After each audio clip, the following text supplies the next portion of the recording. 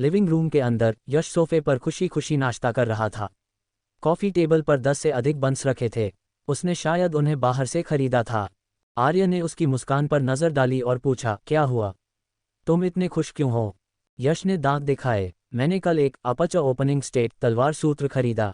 मैं कल रात प्रशिक्षण मैदान में इसका अभ्यास करने गया था। यह मेरे लिए बहुत मददगार था। आर्य ने दांत दिखाए। स्पष्ट रूप से इस आदमी ने सुधार किया था या वह इतना खुश नहीं होता। इयान और जेवियर अभी भी अपने कमरों में थे। आर्य ने कुछ बंस खाए और फिर दोनों ने 25वें ग्रह पर स्थिति देखी। ये काफ़ी स्थिर थी, इसलिए वे कल्टीवेशन के लिए अपने कमरों में वापस चले गए। 3 दिन बाद पॉकेट हंटिंग डायमेंशन में आर्य घास में खड़ा था, एक हरे बकरे और बैंगनी बकरे का सामना कर रहा था जो बिजली के साथ चमक रहा था। वे दोनों 3 मीटर से अधिक ऊंचे थे। उनकी आंखें लाल और खूंखार थीं जबकि उनके तेज दांत दिखाई दे रहे थे। उन्होंने अपने तेज सींग आर्य की ओर किए। आर्य बहुत शांत था। उनकी शक्ति लगभग 5 अपच थी। आर्य की युद्ध शक्ति इन कुछ दिनों के कल्टीवेशन के बाद 6 अपच तक पहुंच गई थी। दोनों को मारना मुश्किल नहीं था, लेकिन वह अभी एक प्रयोग कर रहा था। उसकी स्ट्रेंथ गॉड 8 लंबे समय से शक्ति में 5 गुना वृद्धि पर अटकी हुई थी। उसके वर्तमान शरीर के साथ ये 6 गुना या यहाँ तक कि 7 गुना तक पहुंचने के लिए पर्याप्त मजबूत था। स्ट्रेंथ गॉड 8 एकमात्र ऐसी गॉड 8 थी जिसे उसने खुद सीखा था। हर दिन स्ट्रेंथ गॉड 8 का उपयोग करने के बाद, साथ ही साथ अपनी खुद की सीख के साथ, आर्य को लगा कि वह 6 गुना शक्ति वृद्धि की कोशिश कर सकता है। उसने 2 बकरों को देखा। एक क्रिस्टल रंग चमका। इस पल आर्य ने भौहें सिकुड़ी। शक्ति में वृद्धि के कारण उसका शरीर एक चुभने वाला दर्द महसूस कर रहा था। वृद्धि काफ़ी अस्थिर थी और किसी भी समय वापस गिर सकती थी। आर्य के शरीर के बाहर शक्ति की लहरों ने हवा को हिला दिया। उसके केंद्र होने के साथ हवा में बदल गई और सभी दिशाओं में फैल गई। आर्य के शरीर ने एक भयानक दबाव उत्सर्जित किया। 2 सतर्क बकरे थोड़ा पीछे हटना चाहते थे। उन्हें आर्य से मौत का खतरा महसूस हुआ। आर्य ने ये देखा और दांत दिखाए। हवा, आग और बिजली उसके शरीर पर दिखाई दी। अस्थिर क्रिस्टल रंग के साथ ये बहुत जीवंत लग रहा था। उसने अपने घुटने मोड़े और जमीन से भागा। गड़गड़ाहट। एक गड़गड़ाहट की गुनगुनाहट थी और 100 मीटर की सीमा की एक गहरी खाई दिखाई दी जहां आर्य खड़ा था। उसका शरीर तुरंत हवा वाले बकरे के बगल में दिखाई दिया। इससे पहले कि वह प्रतिक्रिया दे सके, उसने अपना दाहिना पैर उठाया और इसे बकरे की ओर घुमाया। हवा, आग और बिजली के साथ उसके पेट पर जोर से लात मारी। गड़गड़ाहट। बकरे की विंड गॉड 8 और स्पिरिट फोर्स बाधा केवल एक पल के लिए डगमगा गई और फिर कागज की तरह फट गई। एक धमाके के बाद 3 मीटर लंबा बकरा एक हरी किरण में बदल गया, कुछ 100 मीटर के भीतर दूर उड़ गया। जिस क्षेत्र से वह गुजरा उस पर खून बिखर गया। अंततः बकरा उतरा और रुकने से पहले 100 मीटर तक घास पर फिसला। ऐसा दृश्य देखने के बाद बिजली वाला बकरा, जो हवा वाले बकरे का साथी था, दहाड़ा। यह अपने तेज बिजली के सींगों के साथ आर्य पर झपटा। आर्य इस बकरे को भी लात मारने की योजना बना रहा था, लेकिन अचानक क्रिस्टल रंग टिमटिमाया और स्ट्रेंथ गॉड 8 के माध्यम से उसकी शक्ति में वृद्धि 5 गुना हो गई। आर्य ने हॉर्नफ्ली और चार्ज को चकमा दिया। उसने अपनी शक्ति को फिर से महसूस किया।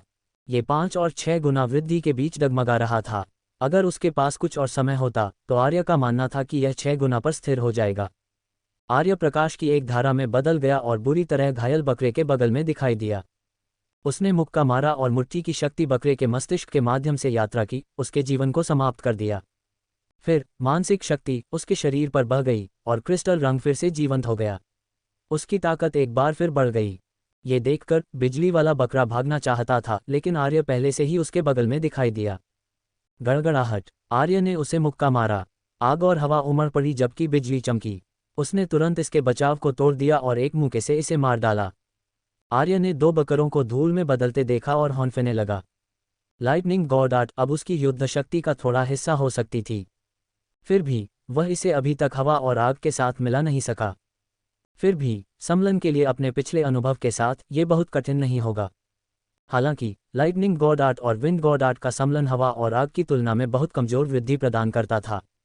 अगर उसने स्ट्रेंथ गॉड 8 का 5 गुना और अन्य गॉड 8 का उपयोग किया तो वह 6 अपच शक्ति तक पहुंच सकता था। अगर उसने स्ट्रेंथ गॉड 8 का 6 गुना उपयोग किया तो वह 7 अपच तक भी पहुंच सकता था। हालांकि आर्य इस स्थिति में ज़्यादा से ज़्यादा 5 मिनट तक रहेगा। अभी जो हुआ उसने उसे बेदम कर दिया। अगर वह केवल 4 गुना स्ट्रेंथ गॉड 8 का उपयोग करता तो 2 बकरों को मारने में अधिक प्रयास लगता। वह उन्हें अब की तरह तुरंत नहीं मार सकता था। आर्य ने हवा और बिजली के क्रिस्टल बॉलर्स, साथ ही लाल और बैंगनी गोलों को उठाया। उसने सोचा, शायद वह 7 गुना स्ट्रेंथ गॉड की कोशिश कर सकता है। फिर आर्य ने अपनी आंखें बंद कर लीं और अपनी सारी मानसिक शक्ति का उपयोग किया। पिछले वाले से 6 गुना और बैंगनी गोलों के अपने उपयोग के साथ उसने इसे आधे दिन में सीखा। फिर वह 7 गुना शक्ति वृद्धि का प्रयास करने वाला था। तुरंत आर्य का शरीर फटने लगा और खून बिखर गया। वह जल्दी से रुक गया। यह मौत के साथ खेल रहा था। वह इस तकनीक को तब तक सील कर देगा जब तक कि उसका शरीर मजबूत नहीं हो जाता। फिर पुनर्योजी गॉड आर्ट के उपयोग के साथ उसका शरीर धीरे धीरे ठीक हो गया। उसके बाद वह एक बार फिर शिकार के रास्ते पर था। 3 दिन पहले मन पढ़ने की तकनीक का उपयोग करने से मरने के बाद से आर्य ने पॉकेट हंटिंग डायमेंशन में जानवरों पर फिर से इसे आजमाने की हिम्मत नहीं की। हालांकि स्टील्थ तकनीक ने उसकी बहुत मदद की। उसने पिछले 5 दिनों की तुलना में इन 3 दिनों में अधिक कमाया। उसे हर दिन 1 या 2 गॉड आर्ट गेंदें मिल सकती थीं। रात में जानवरों ने विलाप करना शुरू कर दिया और लड़ाई की आवाज़ें उठीं। आर्य ने कोर मार्शल स्टेट बड़ी बिल्लियों के एक कूड़े को मार डाला और लाल और बैंगनी गोले इकट्ठा कर रहा था। इस पल सभी लड़ाई और दहाड़ती आवाज़ें गायब हो गईं। जगह भयानक रूप से निराशाजनक हो गई। आर्य जल्दी से लेट गया और स्टील्थ तकनीक का उपयोग किया। उसने हिलने की हिम्मत नहीं की। क्या यह एक गुजरता हुआ बॉस था? वह मौके पर ही मरने के लिए तैयार था। इस पल दूर के आकाश में अचानक एक बैंगनी प्रकाश स्तंभ दिखाई दिया। यह शाही और रहस्यमय था क्योंकि इसने दुनिया को छेद दिया। आर्य ने सदमे में देखा। कम से कम कुछ 100 किलोमीटर की दूरी थी, इसलिए आर्य नहीं देख सकता था कि अंदर क्या था। वह केवल अस्पष्ट रूप से स्तंभ में बैंगनी बिजली के बोल्ट को चमकते हुए देख सकता था। खजाना, क्या उसे जाकर इसकी जांच करनी चाहिए? अचानक प्रकाश स्तंभ की दिशा से कुछ बेहद भयानक दहाड़ें सुनी जा सकती थीं। दहाड़ें कुछ 100 किलोमीटर तक छेदी और एक हिंसक हवा में बदल गईं। ज्वालामुखी की तरह फट गई। शक्तिशाली दबाव ने पूरे परिवेश को शांत कर दिया। अचानक भयानक लड़ाई की आवाज़ें निकलीं। गड़गड़ाहट आवाज़ पूरे आकाश को हिलाने में सक्षम थी। स्तंभ के पास जंगली हवाएं, बिजली, ग्रे धुंध और काली किरणें थीं। अन्य गॉड आर्ट्स भी थीं। यह एक बैटल रॉयल था। आर्य ने कयामत जैसे लड़ाई के दृश्य को देखा। उसे लगा कि वह भाग्यशाली था कि वह बहुत दूर था या वह मर जाता। उसी समय उसकी आंखें चमक उठीं। स्तंभ के अंदर क्या था? जबकि बैंगनी प्रकाश स्तंभ में बैटल रॉयल हो रहा था, आर्य की जिज्ञासा पूरी तरह से उकसा दी गई थी। अंदर लड़ने वाले सभी जानवर बिग बॉस के स्तर पर थे। अंदर क्या छिपा हो सकता था जो उन बड़े मालिकों को अपनी जान के साथ लड़ने के लिए मजबूर कर सकता था?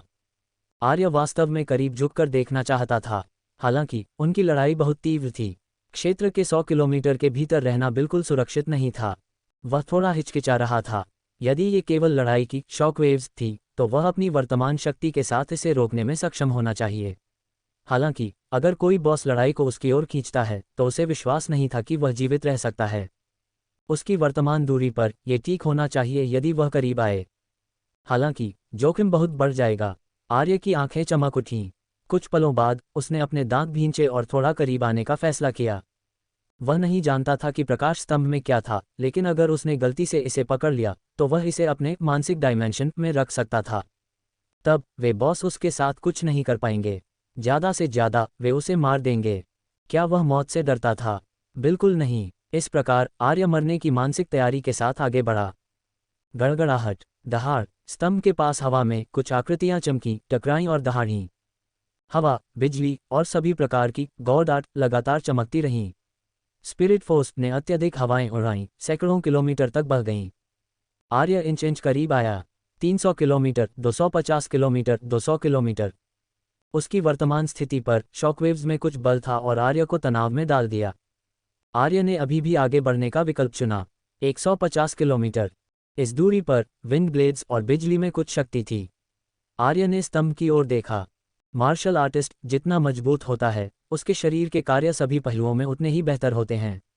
उसकी आंखें मुश्किल से स्तंभ के अंदर का दृश्य देख सकती थीं।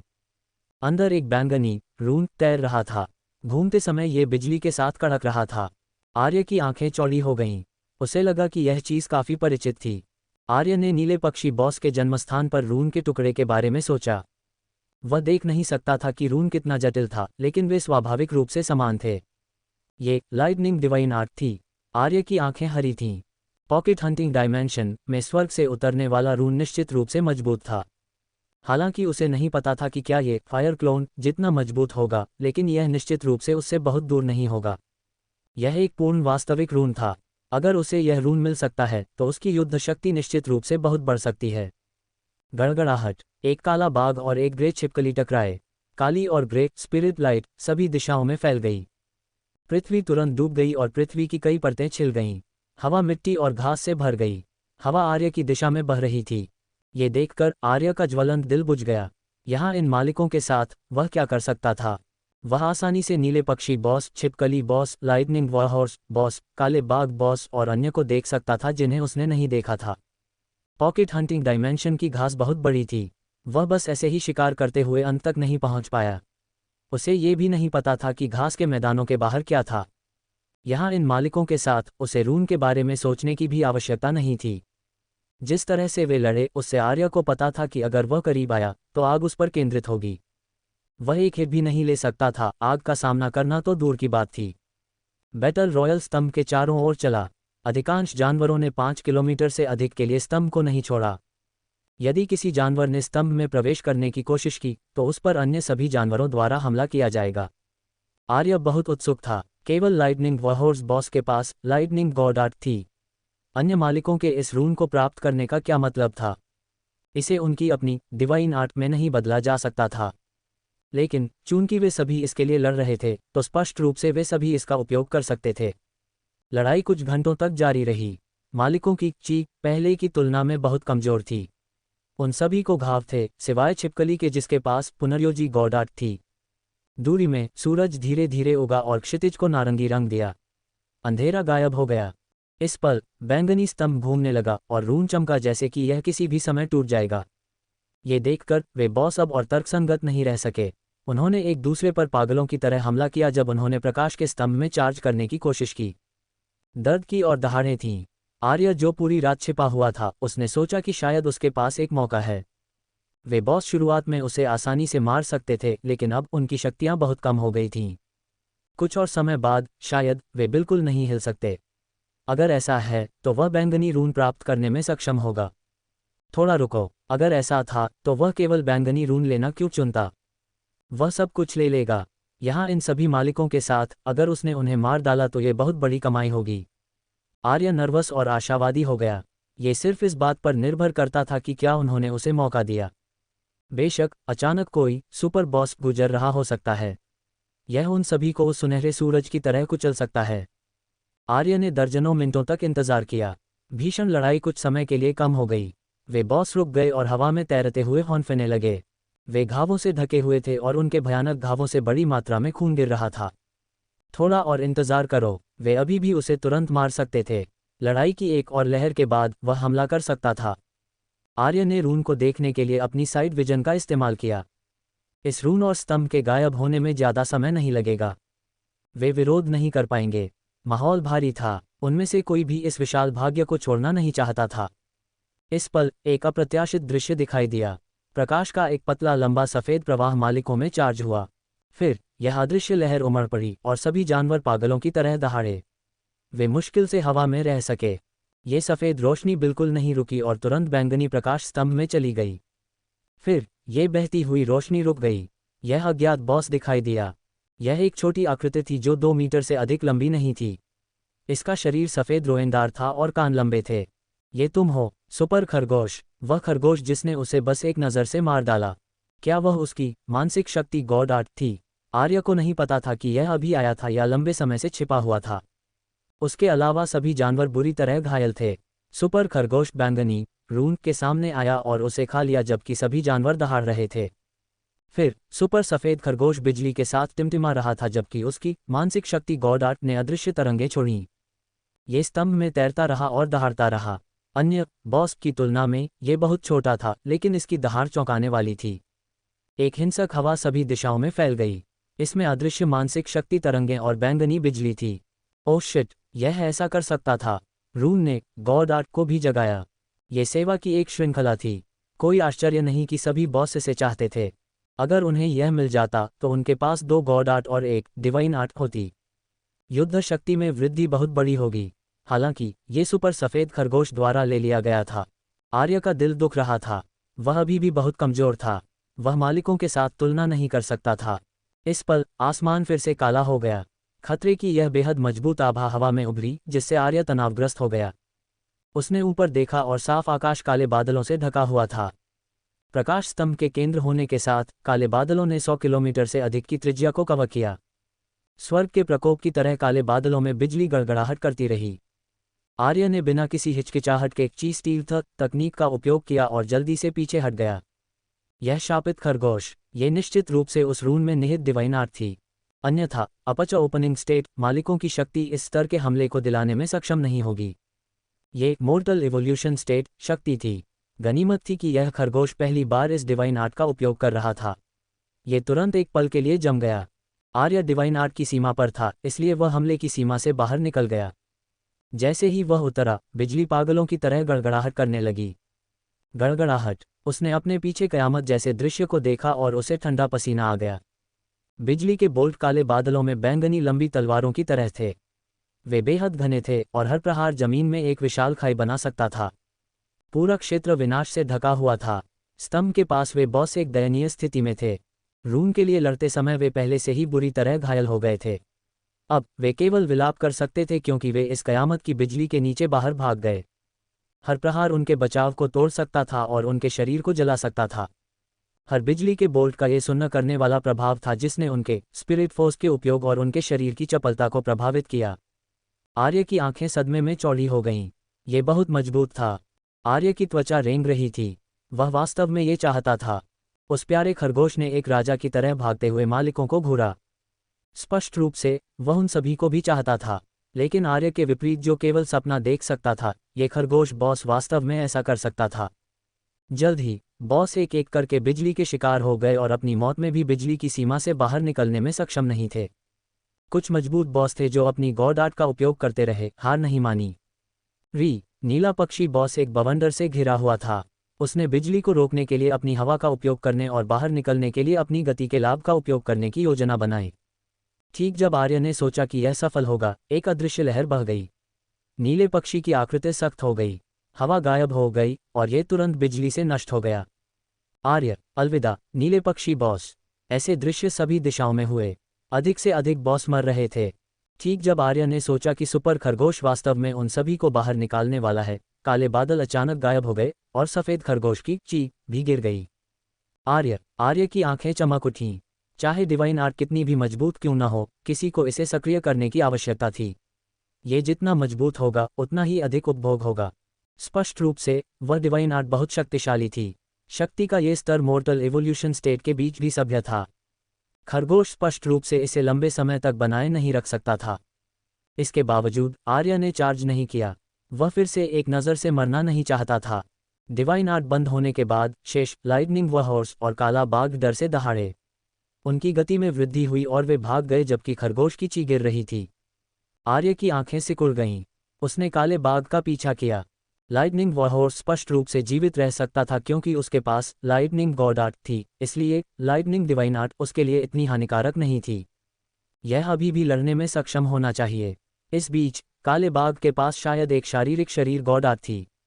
उसने लाइटनिंग गॉड आर्ट को बलपूर्वक लिया और अपनी पिछली चोटों के साथ उसकी शक्ति बहुत कमजोर स्थिति में गिर जाएगी। उस मामले में आर्य उसे मारने की कोशिश कर सकता था। आर्य आश्वस्त नहीं था, सच कहूं तो, लेकिन इस बॉस को मारने का यह उसके पास सबसे करीबी अवसर था। क्या ये सिर्फ मौत नहीं है? ऐसा नहीं है कि वह मरा नहीं था। पिछली बार वह बोला था और बाघ ने उसे थप्पड़ मारकर मार डाला था। इस बार वह देखना चाहता था कि बाघ के पास अभी भी कितनी शक्ति थी। बाघ स्पष्ट रूप से खरगोश से डरा हुआ था। बुरी तरह घायल होने के बावजूद वह अभी भी लगभग 10 मिनट तक उड़ता रहा। जब उसकी चीख बहुत अस्थिर थी तो वह धीरे धीरे रुक गया। आर्य की आंखें चमक उठीं और फिर उसका मुंह हैंग गया। क्या उसे स्ट्रेंथ गॉड आर्ट में नवसील 7 गुना वृद्धि का उपयोग करना चाहिए? ये केवल एक दिन हुआ था, लेकिन आर्य के पास कोई विकल्प नहीं था। तुरंत आर्य आग से जलने लगा और हवा उसके चारों ओर घूम गई। बिजली कड़की और क्रिस्टल का एक कतरा बाहर निकल आया। पूर्ण शक्ति। फिर उसने अपने होंठ काटे। उसकी शक्तिशाली चीख फिर से उमड़ पड़ी और सभी दिशाओं में अनियंत्रित रूप से उड़ गई। उसके शरीर पर खून के घाव दिखाई दिए। वे बहुत गहरे थे और खून बिखर गया। उसका शरीर एक गुड़िया की तरह था जो टूटने वाली थी। घावों पर ग्रे धुंध उमड़ पड़ी। उसने पुनर्योजी गॉडार्ड का पूरी तरह से उपयोग किया ताकि वह अपने शरीर को ढहने से रोक सके। आर्य हिल गया। वह दर्द में डूबा हुआ था, लेकिन ये शक्ति समान रूप से भयानक थी। एकमात्र कमी समय थी। उसके पास इस स्थिति का केवल 1 मिनट था। बिना किसी हिचकिचाहट के उसने अपनी मुट्ठी भींच ली और तुरंत काले बाघ की ओर दौड़ा। आओ बॉस, चलो अपनी जान से लड़ें और देखें कि पहले कौन मरता है। गड़गड़ाहट, दहाड़। काला बाघ, जो ठीक होने की योजना बना रहा था, अचानक उस पर एक शक्तिशाली चार्ज महसूस किया। वह तुरंत दहाड़ा। अगर वह अपने चरम पर होता तो वह आसानी से एक पंजे के साथ इस स्तर के प्राणी को मार सकता था। लेकिन अब स्थिति अलग थी। हवा, आग, बिजली और शक्ति में 7 गुना वृद्धि वाली स्ट्रेंथ गॉडार्ड। ये सभी शक्तियां आर्य के शरीर के चारों ओर घूमती रहीं और इसे फाड़ दिया। अगर उसके पास घावों को ठीक करने के लिए पुनर्योजी गॉडार्ड नहीं होती तो वह अब तक मर चुका होता। लेकिन इस सीमा तोड़ने वाले विस्फोट ने उसे बेहद मजबूत शक्ति दी। उसकी शक्ति अपच ओपनिंग स्टेट के पहले स्तर के करीब पहुंच रही थी। काले बाघ के बुरी तरह घायल होने के साथ आर्य को लगा कि उसकी शक्ति काफी स्थिर होनी चाहिए। गड़गड़ाहट, धरती डूब गई और एक विशाल टकराव सुना जा सकता था। आर्य की मुट्ठी काले बाघ के विशाल पंजों से टकराए। यह एक विशाल और एक कीट के बीच टकराव जैसा था।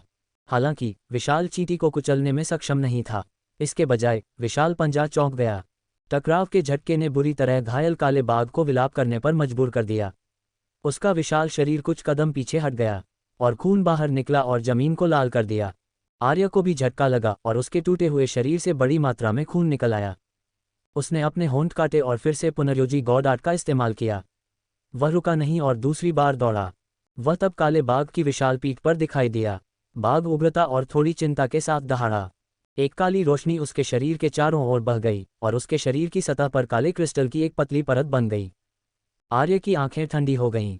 हवा, आग और बिजली ने उसकी मुट्ठी को घेर लिया। बाद में एक क्रिस्टल रंग उमड़ पड़ा और उसने अपनी मुट्ठी को उस घाव की ओर घुमाया जिससे अंग देखे जा सकते थे। गड़गड़ाहट, मुट्ठी क्रिस्टल परत से टकराए और एक बहुत बड़ी आवाज़ की। बिजली के साथ मिश्रित आग और हवा सभी दिशाओं में उमड़ पड़ी। इसके मद्देनज़र सब कुछ फाड़ दिया। क्रिस्टल परत पर एक दरार दिखाई दी। बल ने बाघ और आर्य को फिर से खून बहाने पर मजबूर कर दिया। गड़गड़ाहट, गड़गड़ाहट, गड़गड़ाहट। Dot dot dot. बाघ केवल आर्य के हमलों से बचाव कर सकता था। उसके पास जवाबी हमला करने की शक्ति नहीं थी। इस बीच आर्य ने क्रिस्टल परत पर मुक्के के बाद मुक्का मारा। झटके ने उसके शरीर को और भी अधिक तोड़ दिया, यहाँ तक कि उसके अंग भी थोड़े फट गए। वह पहले से ही दर्द से सुन्न था। वह केवल खुद को बनाए रखने के लिए पुनर्योजी गॉडार्ड का उपयोग करते हुए अपनी शक्ति को बार बार जारी कर सकता था। उसे ये भी नहीं पता था कि उसने कितनी बार मुक्का मारा था। दहाड़, क्रिस्टल जल्द ही टूट गया और आर्य की मुट्ठी की शक्ति उस भयानक घाव तक पहुंच गई। आर्य की सभी गॉडार्ड शक्तियां बाघ के शरीर के अंदर जारी की गईं। इसके अंग टूट गए और खून फूट पड़ा। अंत में इसकी चीख कमजोर और कमजोर होती गई जब तक कि यह पूरी तरह से गायब नहीं हो गई। धड़ाम, बाघ का विशाल शरीर तबाह मैदान पर गिर गया। आर्य आखिरकार रुक गया। उसका दिमाग थोड़ा रिलैक्स हो गया और वह डगमगाया। वह मुश्किल से खड़ा हो सकता था। उसने अपनी गॉडार्ड को फैलाया और केवल पुनर्योजी गॉडार्ड को बनाए रखा। जल्द ही उसका सुन्न शरीर फिर से महसूस कर सकता था। आर्य का चेहरा हरा हो गया। उसके होंठ और शरीर ऐंठ रहे थे। ये दर्द होता है। दर्द के लिए उसकी इंद्रियां ठीक हो गईं और उसे लगा कि वह स्वर्ग जा रहा है। वह रुक नहीं सकता था। अगर उसने ऐसा किया तो उसका शरीर अपंग हो जाएगा। लेकिन जब आर्य ने विशाल लाश को राख में बदलते देखा तो उसका मुड़ा हुआ चेहरा मुस्कान दिखाने से खुद को रोक नहीं सका। ये गॉडार्ड वाला एक असली बिग बॉस था। वे अपच ओपनिंग स्टेट वाले जानवर नहीं जिन्होंने गॉडार्ड के टुकड़े निगल लिए थे। उसने इस बार बहुत कमाया। हालांकि उसे रून नहीं मिला, लेकिन यह उसके लिए पहले से ही काफ़ी फसल थी। अपनी वर्तमान प्रगति के साथ उसे वास्तव में इस स्तर के जानवर को मारने के लिए कम से कम कुछ और महीनों की आवश्यकता होगी। आर्य ने विशाल बाघ को धूल और गोलों में बदलते देखा। लाल गोले आग की तरह चमक रहे थे। उनका आकार एक मुट्ठी का था। कुछ मीटर अलग होने के बावजूद आर्य अभी भी उससे तीव्र ऊर्जा महसूस कर सकता था। कुल 5 थे। शुद्ध बैंगनी गोलों ने एक रहस्यमय चीज उत्सर्जित की। उनका आकार भी एक मुट्ठी का था। उनमें से कुल 3 थे। एक काला क्रिस्टल बॉल था जिसका आकार 2 मुट्ठी का था। इसमें धातु जैसी रोशनी थी। एक काला क्रिस्टल जैसा रून भी था। केवल 4 स्ट्रोक थे और यह बेहद सरल लग रहा था। यह जमीन के ऊपर तैर रहा था और घूम रहा था। इसे देखकर आर्य की आंखें चमक रही थीं। फसल का एक और मौसम। वह गोलों और रून की ओर कूदा और दर्द को नज़रअंदाज करते हुए उन्हें अपने मानसिक डायमेंशन में इकट्ठा किया। फिर उसने राहत महसूस की। अब ये सुरक्षित था। अगर वह इसे उठाने में सक्षम नहीं होता और एक गुजरते हुए बॉस द्वारा मारा जाता तो वह रोते रोते मर जाता। अगर उसने इस फसल को पचा लिया तो उसकी शक्ति आसमान छू जाएगी। आर्य ने अपने उत्साह को बनाए रखा और धीरे धीरे ठीक हो गया। कुछ और घंटे लगेंगे और वह काफ़ी हद तक ठीक हो जाएगा। हालांकि उसने काफ़ी खून खो दिया। वह इसे पॉकेट हंटिंग डायमेंशन में वापस नहीं पा सकता था, इसलिए वह अभी भी थोड़ा कमज़ोर होगा। इसके बाद उसे बस कोर मार्शल स्टेट या कमज़ोर अपच ओपनिंग स्टेट जानवरों को मारने की आवश्यकता होगी। आर्य बैंगनी स्तंभ के विपरीत दिशा में उड़ा। उस सुपर खरगोश से बचना सबसे अच्छा था। ... समय उड़ गया। आर्य ने पॉकेट हंटिंग डायमेंशन में अपना चौथा दिन बिताया था और अभी भी बाहर नहीं निकाला गया था। ये पहली बार था जब वह इतने लंबे समय तक रुका था। वह सोच रहा था कि वह यहाँ कब तक रह सकता है। यहाँ सब कुछ अच्छा था, सिवाय इसके कि उसने 4 दिनों से नहीं खाया था। हालांकि वह अपनी वर्तमान स्थिति के साथ कुछ हफ्तों तक बिना खाए जीवित रह सकता था, लेकिन एक खाने के शौकीन के लिए यह हसनीय था। उसकी फसल इतनी बड़ी होने के साथ आर्य बाहर जाना चाहता था। आर्य ने चारों ओर देखा। ये बस असीम घास थी। आर्य ये भी जांचना चाहता था कि क्या अलग अलग जगहें होंगी। वो इस पल एक दहाड़ सुनी जा सकती थी। आर्य का सिर दुखने लगा और उसकी आंखें काली हो गईं। फिर वह अपने डॉम में जागा। आर्य, उसे पहले से ही इसकी आदत थी। हालांकि उसे ये देखने को नहीं मिला कि वह कौन सा बॉस था। फिर आर्य ने अपनी आंखें बंद कर लीं। उसने अपनी फसल देखी और उसकी मुस्कान खिल उठी। वह वास्तव में देखना चाहता था कि इन्हें निगलने के बाद वह कितना मजबूत होगा। जब यूनिवर्सिटी शुरू होगी तो क्या ललिता उसके सामने घमंडी होने की हिम्मत करेगी। फिर उसने विशाल लाल ऊर्जा गोलों पर भौहें सिकुड़ी। उसे नहीं पता था कि उसका वर्तमान शरीर ऊर्जा के इस स्तर को संभाल सकता है या नहीं। वह महसूस कर सकता था कि ऊर्जा काफ़ी भयानक थी। अगर वह इसे संभाल नहीं सका तो वह फट सकता है। ये बैंगनी गोले के लिए भी समान था। आर्य ने काले क्रिस्टल बॉल और रून को देखा। ये वह बॉडी गॉड आर्ट होनी चाहिए जो बाघ के पास थी, है ना? हालांकि ये क्रिस्टल बॉल थोड़ा बहुत बड़ा लग रहा था। आर्य ने बदहवासी में उस क्रिस्टल बॉल को देखा जिसका आकार 2 मुट्ठी का था। यह शायद अन्य गॉड आर्ट क्रिस्टल बॉलर्स की तुलना में 10 गुना बड़ा था जो उसे पहले मिले थे। इस गॉड आर्ट को निगलना भी खतरनाक था। जहां तक रून की बात है, क्या ये डिवाइन आर्ट थी? आर्य अभी भी कोशिश करना चाहता था। पुनर्योजी गॉड आर्ट के साथ मरना थोड़ा मुश्किल था। एक बार फिर आर्य को लगा कि पुनर्योजी गॉड आर्ट बहुत अच्छी थी। अंतिम विकल्प लाल गोलों और गॉड आर्ट गोले के बीच होगा। कुछ पलों बाद आर्य ने अभी भी पहले गॉड आर्ट गोले का उपयोग करने का फैसला किया। लाल गोले में शक्तिशाली ऊर्जा की तुलना में गॉड आर्ट गोला मुख्य रूप से आत्मज्ञान पर निर्भर था। उसके लिए उसके पास बैंगनी गोले थे। इस प्रकार काला गॉड आर्ट क्रिस्टल बॉल उसके दिमाग से गायब हो गया। काला क्रिस्टल गोला प्रकाश की एक काली धारा में बदल गया और आर्य के शरीर में विलीन हो गया। काली रोशनी उसकी त्वचा, मांस, कंडरा, हड्डियों और अंगों के चारों ओर घूमती रही। ऐसा लग रहा था जैसे अनगिनत सुइयां उसके शरीर के हर कोने में चुभ रही थीं। आर्य ने भौहें सिकुड़ी और एक और बैंगनी प्रकाश गोले का उपयोग किया। बैंगनी रोशनी उसके मस्तिष्क में उड़ गई, जिससे उसका दिमाग तुरंत साफ हो गया। हालांकि दर्द भी और अधिक स्पष्ट हो गया। गनीमत थी कि उसे मौत और दर्द की आदत थी। वह गर्व से कह सकता था कि वह दर्द सहने में बहुत अच्छा था। ये केवल एक साधारण स्तर का दर्द था। जल्द ही वह अपनी गॉड आर्ट सीखने में डूब गया। क्रिस्टल बॉल बहुत बड़ा था। इसमें गॉड आर्ट के बारे में बड़ी मात्रा में जानकारी थी। आर्य द्वारा बैंगनी गोले का उपयोग करने के बाद उसका दिमाग बेहद साफ हो गया क्योंकि उसने गॉड आर्ट की सारी जानकारी ली। ... अंधेरे कमरे में आर्य अपने बिस्तर पर बैठ गया। उसका शरीर कभी कभी एक धातु की काली रोशनी के साथ चमकता था। एक अज्ञात समय के बाद दर्द धीरे धीरे कम होने लगा जब तक कि यह पूरी तरह से गायब नहीं हो गया। उसने अपने शरीर में गॉड आर्ट जानकारी को पूरी तरह से पचा लिया था। आर्य ने अपनी आंखें खोलीं। उसकी काली पुतलियां एक धातु के रंग के साथ चमकीं। उसका शरीर बिल्कुल नहीं बदला, लेकिन इसने लोगों को एक प्रमुख ची की भावना दी। ऐसा लग रहा था जैसे वह एक विशाल काला बाघ था। वह आखिरकार खत्म हो गया। ये बहुत दर्दनाक था। वह वास्तव में हर दिन इस दर्द का अनुभव नहीं कर सकता था। हालांकि वह इसे संभाल सकता था, लेकिन अगर कोई अच्छा महसूस कर सकता है तो कौन दर्द में रहना चाहेगा। इस पल आर्य एक ऐसी गॉड आर्ट चाहता था जो दर्द को सबसे ज्यादा खत्म कर सके। उसने बाहर देखा। खिड़की के बाहर आकाश अभी भी तारों से सजा हुआ था। अभी भी रात थी। आर्य ने अपना सिर खुजलाया। वह उलझन में था। उसे लगा कि काफी समय हो गया है, लेकिन अभी भी रात थी। ऐसा लग रहा था कि वह अधिक प्रतिभाशाली हो गया। वह अपने बारे में अच्छा महसूस करने से नहीं रोक सका। उसने एक रात में इतना बड़ा गॉड-आर्ट गोला निगल लिया। फिर उसने उठने की कोशिश करते हुए बिस्तर के किनारे को दबाया। हालांकि उसने पाया कि उसकी हथेली पूरी तरह से मिश्र धातु बिस्तर के फ्रेम में डूब गई थी, जैसे कि यह केवल कपास हो। आर्य, ओह माय, ये कैसी अजीब शक्ति थी। उसे लगा कि उसने इसे बहुत अच्छी तरह से नियंत्रित किया है। शक्ति अभी भी इतनी हिंसक थी। उसने जल्दी से अपना हाथ हटा लिया। ये दूसरी बार था जब उसने गलती से कुछ तोड़ा था। पिछली बार उसे उस शराबी ने पीटा था, लेकिन कम से कम उसे भुगतान नहीं करना पड़ा। इस बार उसे शायद भुगतान करना होगा, है ना? आर्य ने अपने बिस्तर पर हथेली के निशान को देखा। उसकी आंखें दर्द से चमक उठीं। शायद मार्शल आर्ट्स साइट का उपयोग करने के बाद आर्य को लगने लगा कि वह बेहद गरीब था। वह गरीबी से इतना डरा हुआ था कि उसे लगा कि वह सैन्य डॉम में एक बिस्तर के लिए भी मुआवजा नहीं दे सकता। उसने दर्द से अपने दाहिने हाथ को देखा और फिर उसे अपने बाएं हाथ से थप्पड़ मारा। ये सब तुम्हारी गलती है। हालांकि आर्य बदहवास हो गया।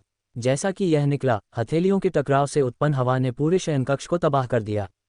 उसका साफ सुथरा कमरा तुरंत बहुत गंदा हो गया। मेज पलट गई। धातु की अलमारी मुड़ गई। गनीमत थी कि उसकी खिड़की खुली थी, या वह भी शायद चली गई होती। आर्य, उसने क्या किया? उसने बस ताली बजाई। यह ऐसा क्यों हो जाएगा? आर्य को अच्छा महसूस नहीं हुआ। दूसरे शब्दों में, अगर वह अभी भागा तो क्या उसे मुफ्त श्रम करने के लिए वापस पकड़ा जाएगा? इस पल अचानक दरवाजे पर एक हताश दस्तक हुई। आर्य, क्या तुम अंदर हो? क्या कोई हमला हुआ है? यह यान की आवाज़ थी। आर्य, उसे यह कैसे समझाना चाहिए? उसने बिस्तर पर दबाकर गलती से उसे नुकसान पहुंचाया। वह अपने दुर्व्यवहार करने वाले हाथ को थप्पड़ मारना चाहता था और उसने इसके बजाय एक तूफान बनाया।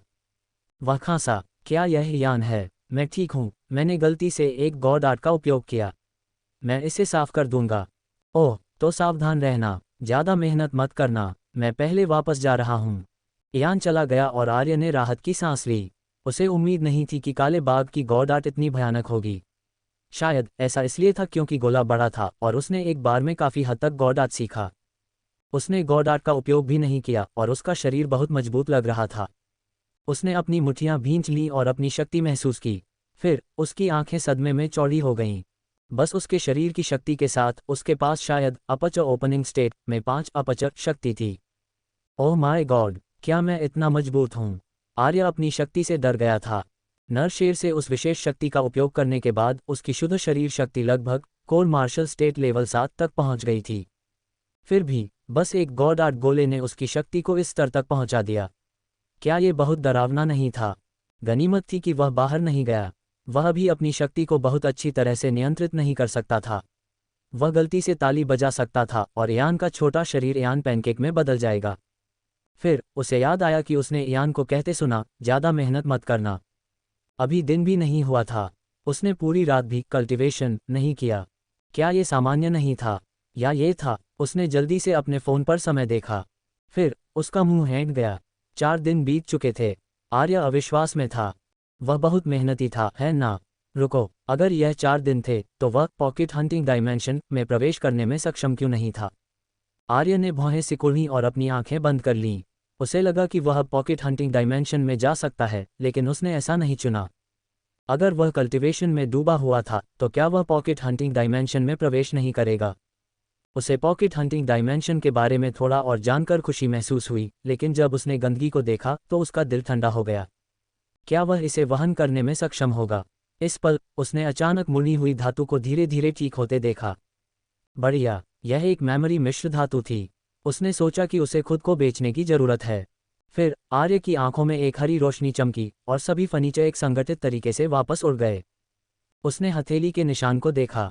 ये धुंधला हो रहा था। आर्य को आखिरकार राहत महसूस हुई। वह ठीक था, उसे मुफ्त श्रम देने की आवश्यकता नहीं थी। अब आर्य ने अपनी आंखें बंद कर लीं और पॉकेट हंटिंग डायमेंशन में प्रवेश किया। वह देखना चाहता था कि वह कितना शक्तिशाली था। उसे अपनी शक्ति को नियंत्रित करने की भी आवश्यकता थी, या वह एक चलता फिरता परमाणु होगा। आर्य घास पर दिखाई दिया। उसने चारों ओर देखा और कोई जानवर नहीं था। हालांकि उसे कोई जल्दी नहीं थी। उसने अपनी नई गॉड आर्ट का उपयोग करना शुरू कर दिया। पहले आर्य के शरीर से अंधेरे किरणें बनी। आर्य ने अपनी शारीरिक शक्ति को एक बड़े स्तर तक बढ़ते हुए महसूस किया। उसे नहीं पता था कि यह वास्तव में कितना मजबूत था, लेकिन यह निश्चित रूप से तब से मजबूत था जब उसने स्ट्रेंथ गॉड आर्ट में 7 गुना वृद्धि का उपयोग किया था। सीधे शब्दों में कहें तो बस इस गॉड आर्ट का उपयोग करने से उसकी शक्ति 10 स्तर तक पहुंच गई। आर्य को लगा कि वह इस स्थिति में पूरे दिन लड़ सकता है। वाह, मैं बहुत मजबूत हूँ। फिर उसने विंड गॉड आर्ट का उपयोग किया और उसकी ची एक स्तर बढ़ गई। फायर गॉड आर्ट के साथ उसकी ची एक और स्तर बढ़ गई। उसने लाइटनिंग गॉड आर्ट का भी उपयोग किया, लेकिन उसकी ची में केवल वृद्धि का एक निशान था। उसकी लाइटनिंग गॉड आर्ट वास्तव में बहुत कमजोर थी। फिर आर्य का चेहरा गंभीर हो गया। उसने अपनी मुट्ठियां भींच लीं। स्ट्रेंथ गॉड आर्ट का 6 गुना। गड़गड़ाहट। उसकी ची आकाश को हिला सकती थी। 1 किलोमीटर के दायरे के भीतर की घास टुकड़ों में बिखर गई। पास के कमजोर कोर मार्शल स्टेट जानवर और यहां तक कि अपचर ओपनिंग स्टेट जिन्होंने गॉड आर्ट के टुकड़े निगल लिए थे, कांप रहे थे और भाग रहे थे। जारी रखो। 7 गुना। गड़गड़ाहट। जमीन चटक गई। जहां वह खड़ा था वहां से जमीन पर उद्घाटन मकड़ी के जाले की तरह बाहर की ओर फैल गया।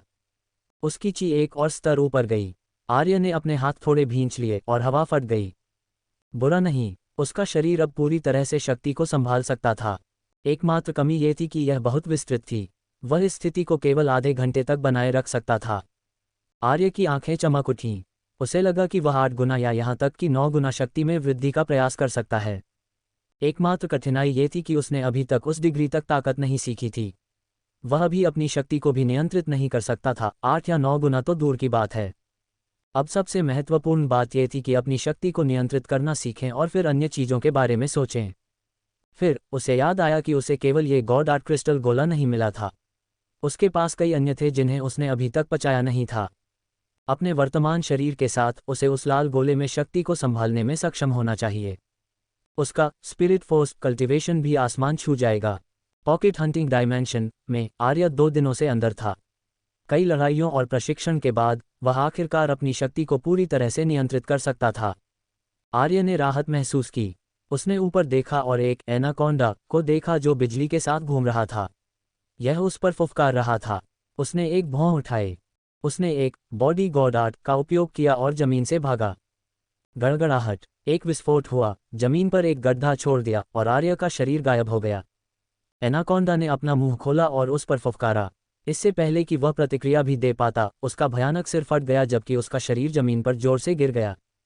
यह इतना आसान था। अपनी बॉडी गॉड आर्ट का उपयोग करते हुए उसकी शक्ति उन अपचर ओपनिंग स्टेट जानवरों की तुलना में बहुत अधिक मजबूत थी जिन्होंने गॉड आर्ट के टुकड़े निगल लिए थे।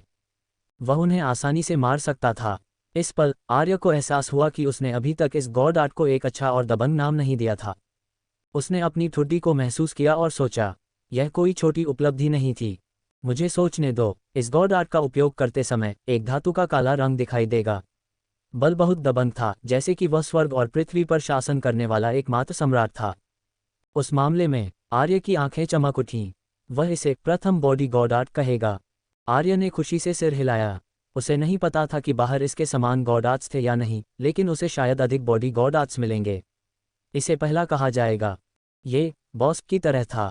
आर्य ने लाइटनिंग गॉड आर्ट गोला, साथ ही लाल और बैंगनी गोले एकत्र किए और फिर से अपने रास्ते पर चला गया। इन 2 दिनों में आर्य की शक्ति बहुत बढ़ गई और इस प्रकार उसने अधिक जानवरों का शिकार किया। जितने जानवरों को उसने मारा उनमें से केवल 3 जानवर थे जो अपचर ओपनिंग स्टेट तक पहुंचे थे। 2 बिजली और 1 हवा। आर्य को पुनर्योजी गॉड आर्ट की शक्ति का और भी अधिक एहसास हुआ। हालांकि यह अफसोस की बात थी कि ऐसे कई जानवर नहीं थे जिनके पास ये थी।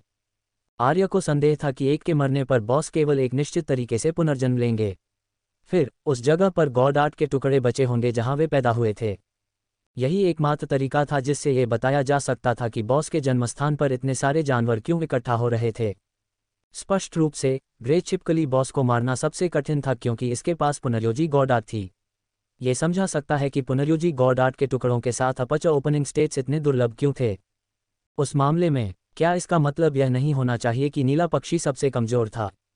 हर बार जब उसने देखा तो नीला पक्षी बॉस पैदा हो रहा था। इस पल हवा का एक झोंका अचानक हवा में उड़ गया। आर्य ने सहज रूप से घास पर नीचे झुक गया और ची स्टील तकनीक का इस्तेमाल किया। उसकी हरकतें तेजी से बढ़ गईं। ये पहली बार नहीं था जब उसने ऐसा किया था। वह इस तरीके से गुजरते हुए बॉस को आसानी से चकमा दे सकता था। बेशक अगर वह सूरज बॉस था तो वह शांति से मर सकता है। हालांकि इस बार आर्य ने खुद को उड़ते हुए पाया। उसे पकड़ा नहीं गया था बल्कि हवा द्वारा आकाश में बहा दिया गया था। उसने बदहवासी में अपना सिर उठाया और फिर उस नीले पक्षी बॉस को देखा जिसे उसने कमजोर कहा था। उनमें से 3 थे। उन्होंने हवा में एक त्रिकोण बनाया। उनके केंद्र में एक विशाल बवंडर दिखाई दिया। वे जहां भी गए घास, पृथ्वी और यहां तक कि जानवरों को भी बहा दिया गया। फिर उन्हें तेज हवाओं से टुकड़ों में काट दिया गया। आर्य विंड ब्लेड्स ने आर्य के शरीर को काट दिया, गहरे घाव बना दिए। उसका पहले से ही शक्तिशाली शरीर ऐसी हवाओं में कागज की तरह कमजोर था। ये बदला था, ये होना ही चाहिए। इससे पहले कि वह सोचना समाप्त कर पाता, वह फिर से अंधेरे में डूब गया। जब उसने अपनी आंखें खोलीं तो उसने अपने डॉम की परिचित दीवारों को फिर से देखा। वह अपने बिस्तर पर निशब्द होकर लेट गया और छोटे दिमाग का होने के लिए बॉस को कोसा। लेकिन वे 3 पक्षी क्या कर रहे थे? आर्य बहुत उत्सुक था। हालांकि उसकी प्रगति भयानक थी, फिर भी उसके और बॉस के बीच बहुत बड़ा अंतर था। हालांकि उसे लगा कि नीला पक्षी बॉस शायद कमजोर था, लेकिन वह अभी भी उनके साथ खिलवाड़ नहीं कर सकता था। आर्य ने हॉर्न ली। उसके पास अभी भी लंबा समय था। वह अंततः नीले पक्षी बॉस के साथ फर्श पहुंच देगा। ये सोचकर आर्य के पास फिर से कल्टीवेशन करने की प्रेरणा थी। उसने अपनी आंखें बंद कर लीं। कल्टीवेशन। उसने जीवंत लाल गोले और अंधेरे रून को देखा। उसे किसका उपयोग करना चाहिए? उसने इसके बारे में सोचा और रून को चुना। ये डिवाइन आर्ट थी। ये बहुत मजबूत थी। अगर उसने इसे सीख लिया तो यह उसकी युद्ध शक्ति में बहुत बड़ा सुधार होगा। ये पहली बार था जब वह इस प्रकार के रून का उपयोग कर रहा था, इसलिए उसने अपनी मानसिक शक्ति के साथ सावधानीपूर्वक इसे हुआ। तुरंत रून एक काली रोशनी में बदल गया और उसके दिमाग में गायब हो गया। फिर अनगिनत रहस्य आर्य के मस्तिष्क में दिखाई देने लगे। ये रहस्य प्रथम बॉडी गॉड आर्ट का उपयोग करने की तकनीकों के बारे में थे। एक पल में आर्य को लगा कि उसका दिमाग फटने वाला है। ये स्पष्ट रूप से केवल 4 स्ट्रोक थे, लेकिन निहित जानकारी बेहद विशाल थी। आर्य ने अपने मस्तिष्क में दर्द का विरोध किया और जल्दी से एक बैंगनी गोले का उपयोग किया। तभी आर्य का दिमाग साफ होने लगा। फिर प्रथम बॉडी गॉड आर्ट के बारे में रहस्य धीरे धीरे समझ में आए और सीखे गए। आर्य की प्रथम बॉडी गॉड आर्ट में महारत गहरी और गहरी होती गई। इस पल आर्य ने अचानक एक निश्चित शराबी के बारे में सोचा। उसने उसके जहाज पर वर्चुअल रियलिटी में उससे लड़ाई की थी। उस समय उसे लगा कि शक्ति पर उसकी महारत बेहद भयानक थी। उसका हर हमला बेहद केंद्रित था। शायद ही कोई बर्बादी थी। क्या यह इसलिए था क्योंकि उसने एक डिवाइन आर्ट सीखी थी? आर्य को गॉड आर्ट की शक्ति में पूरी तरह से महारत हासिल करने के तरीकों की सही संख्या नहीं पता थी। वह बस लड़ाई के माध्यम से अपने अनुभव का उपयोग करके सीखता रहा। इस प्रकार नैना ने आलोचना की कि उसकी शक्ति खुरदरी थी। अब आर्य ने अंततः उसे थोड़ा समझा। भले ही उसने रून में डिवाइन आर्ट सीखना समाप्त नहीं किया था, बस कुछ सीखना आर्य के लिए बेहद फायदेमंद था। वह बहुत कम बर्बाद करेगा और उसकी शक्ति अधिक केंद्रित होगी। उसे उम्मीद नहीं थी कि डिवाइन आर्ट का ये प्रभाव था। इसमें गॉड आर्ट का उपयोग करने के निर्देश भी शामिल थे। आर्य को लगा कि वह अजेय होने वाला है। अच्छा नहीं, वह घमंडी हो रहा था। जल्द ही आर्य प्रथम बॉडी गॉड आर्ट के रहस्यों में डूब गया। वह समय और बाकी सब कुछ भूल गया। हर बार जब एक बैंगनी गोला इस्तेमाल किया जाता था तो आर्य एक और जोड़ता था। अंततः आर्य ने बाघ बॉस द्वारा गिराए गए बैंगनी गोले का भी उपयोग किया। आर्य को किस बात ने चौंका दिया कि इस गोले में बहुत अधिक शक्ति थी। उसका दिमाग लगभग फट गया। गनीमत थी कि उसे इस डिवाइन आर्ट में कुछ महारत हासिल थी। उसने प्रथम बॉडी गॉड आर्ट का उपयोग किया और एक काली क्रिस्टल झिल्ली बनाई और अपने शरीर को स्थिर किया। ये खतरनाक था, लेकिन पुरस्कार भी बहुत बड़े थे। इस गोले से प्राप्त रचनात्मकता और आत्मज्ञान उन निम्न स्तरीय बैंगनी गोलों से कहीं बेहतर थे। जब आर्य ने अपनी आंखें फिर से खोलीं तो उसने धीरे से सांस ली। उसकी आंखें अभी भी बैंगनी चमक के साथ चमक रही थीं। उसका दिमाग बिल्कुल नहीं रुक सकता था। उसने डिवाइन आर्ट सीखना भी समाप्त कर लिया, लेकिन बैंगनी गोला अभी भी उपयोग में था। आर्य को लगा कि उसका दिमाग बहुत सक्रिय था। उसे बिल्कुल आराम की जरूरत नहीं थी। इस प्रकार उसने अपनी आंखें बंद कर लीं और स्ट्रेंथ गॉड आर्ट सीखना शुरू कर दिया। उसका शरीर शायद 8 गुना स्ट्रेंथ गॉड आर्ट संभाल सकता था। वह 9 गुना भी कोशिश कर सकता था, लेकिन वह अब केवल 7 गुना कर सकता था। आर्य इस कीमती अवसर को बर्बाद नहीं करने वाला था। यह अज्ञात था कि कितना समय बीत चुका था। किसी बिंदु पर आर्य के दिमाग ने अंततः इस त्वरक को बंद कर दिया। फिर आर्य को चक्कर आने लगा। ऐसा लग रहा था जैसे वह खाली हो गया हो। उसने अपने दिमाग का अत्यधिक उपयोग किया। वह आराम करने के लिए तुरंत बिस्तर पर लेट गया। उसे लगा जैसे उसने जीवन भर के लिए अपने दिमाग का उपयोग किया। क्या वह गंजा हो जाएगा? फिर उसने चेतना खो दी। वह वास्तव में अब और नहीं पकड़ सकता था।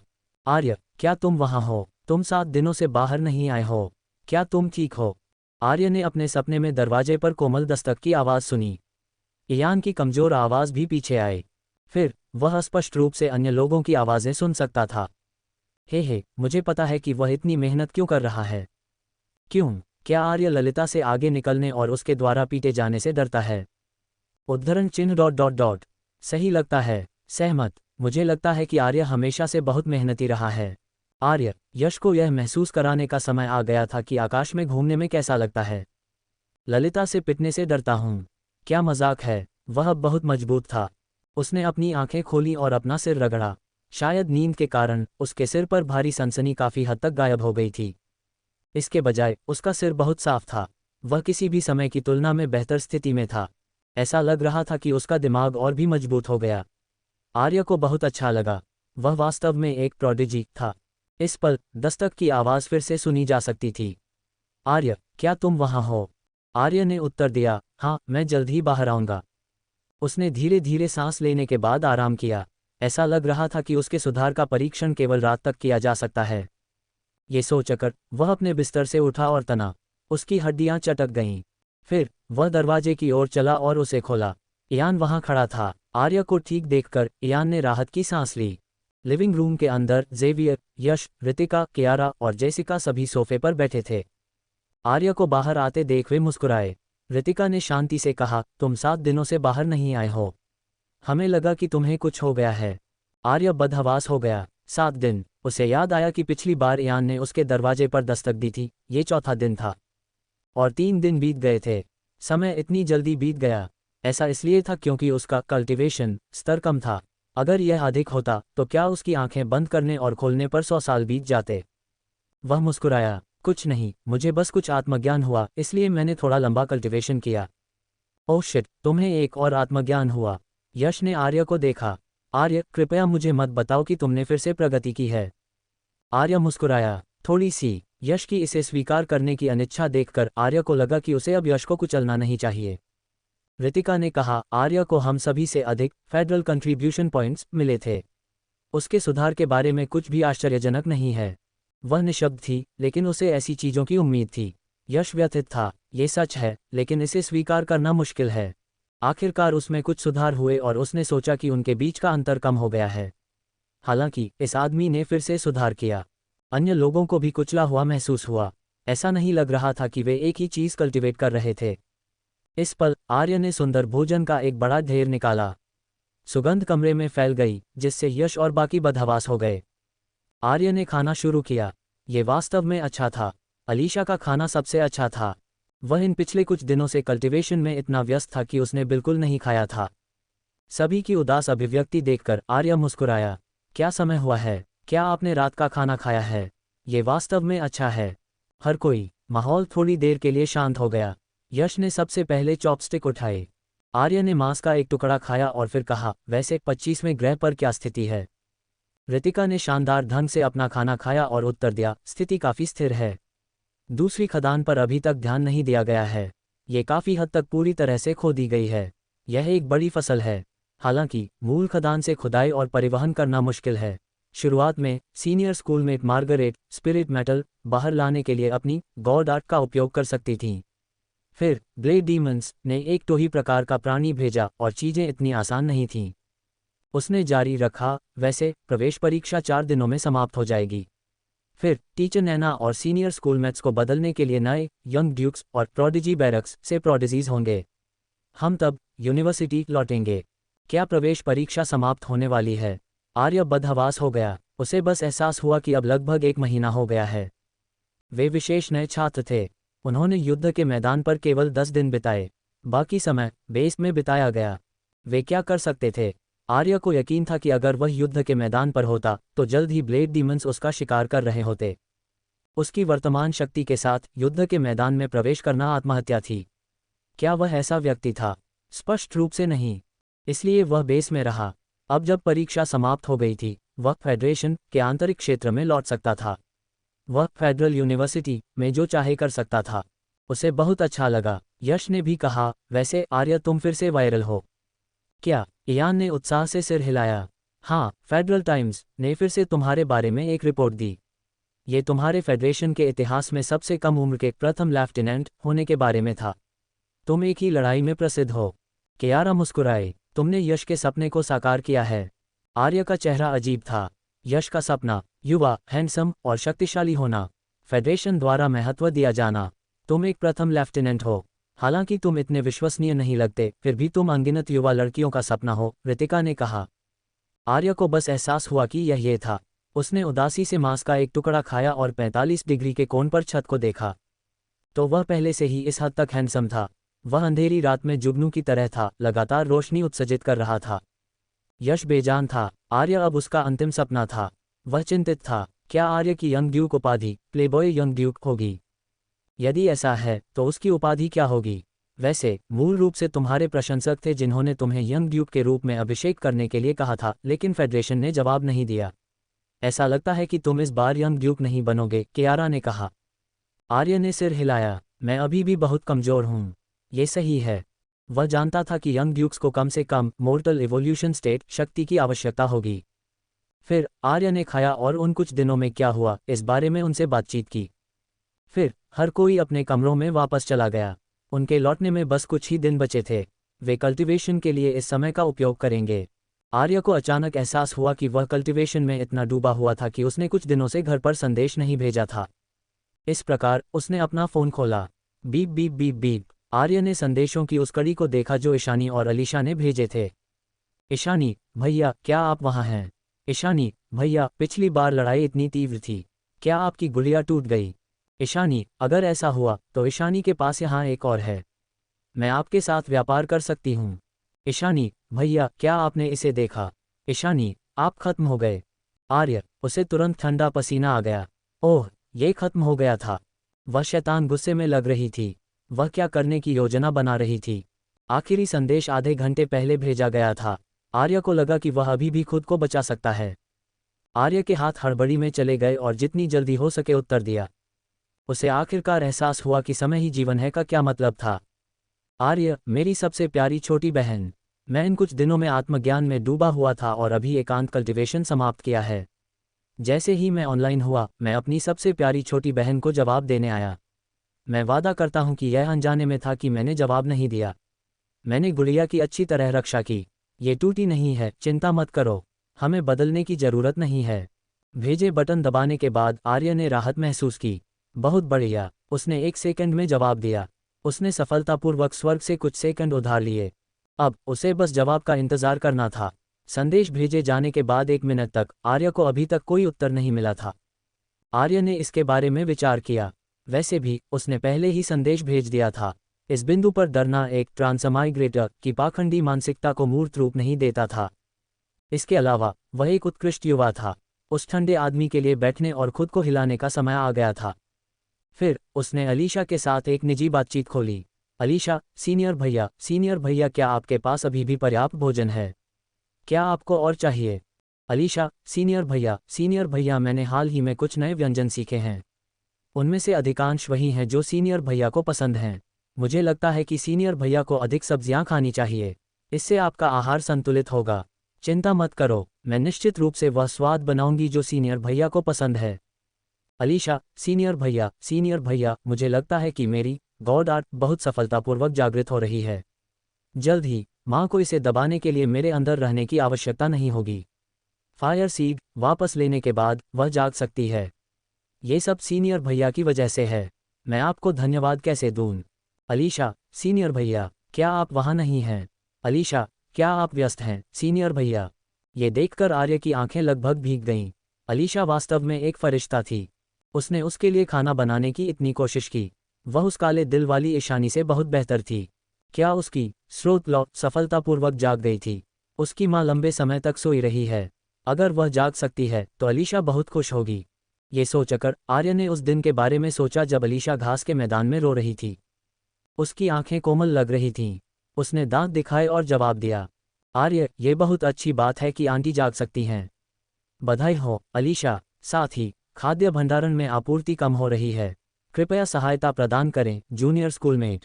अंत में, जब तक यह आपके द्वारा बनाया गया भोजन है, ये बहुत अच्छा स्वाद देगा चाहे वह मांस हो या सब्जियां। मैं इसके साथ ठीक हूँ। आर्य ने थोड़ी देर इंतजार किया। अलीशा ने भी जवाब नहीं दिया। उसने सोचा कि ऐसा शायद इसलिए था क्योंकि वे भी कल्टीवेशन कर रहे थे।